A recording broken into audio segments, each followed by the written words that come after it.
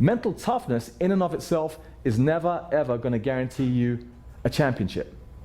But isn't the rest of the sentence also true? That a lack of mental toughness is guaranteed to cost you a championship. If you were ever fortunate enough in your career to be in a position to actually compete for a championship, maybe at the conference level or the state level for high school players, or the conference level, NCAA level for collegiate players, and so on and so forth as you move on to the professional ranks, a lack of mental toughness is guaranteed to cost you that championship, because if you do not have the necessary level of poise and focus and confidence with the game on the line, with that ball in your hands for that key moment, if those things aren't in place, it is guaranteed to cost you that championship.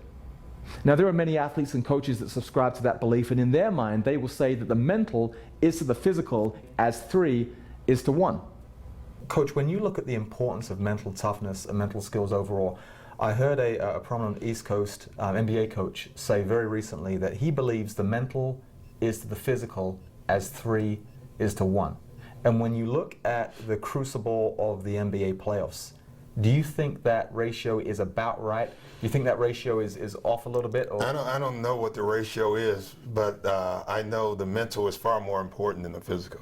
It could be 10 to 1 at times as far as I'm concerned. Right. Because you're not going to win without having the mental toughness, the composure, the confidence. All those things go into mental toughness. No, I think a lot of people think mental toughness is physical. They think it means that you are the toughest guy. No, that's the physical toughness. The mental toughness allows you to be physical all the time. It allows you to play all the time. And so I don't know what the ratio is, but it's extremely high. And you're not going to win without it. And some coaches and athletes actually believe that that ratio is even higher, that the mental side of the game is even more important than that. But here's my question. What do we do with that quote? If we readily accept it and we say to ourselves, yes, the mental game is just that important, where do we go from there? What are our next steps? I always believe that sometimes in our career, things don't go according to plan, or in a given season with a team, things don't go according to plan. The reason being sometimes is that plan didn't exist in the first place from a mental standpoint. Yeah, absolutely, we take care of the X's and O's, we come up with fantastic offensive schemes, fantastic defensive schemes, we condition really hard.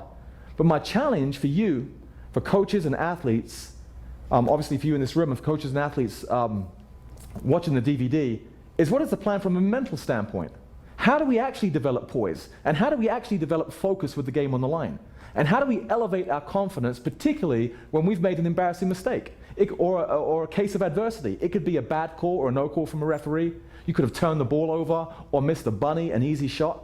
How do you actually bounce back from that mentally? What is our first step? There'll be a few times in the time that we're together that I'll actually stop the presentation and say this.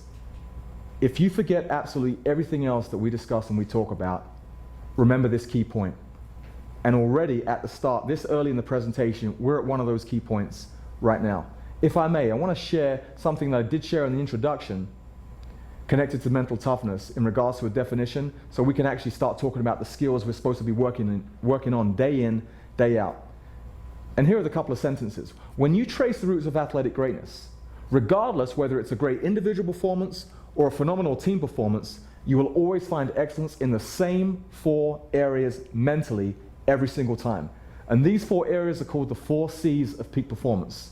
They relate to composure, concentration, confidence, commitment. Again, composure, concentration, confidence, commitment.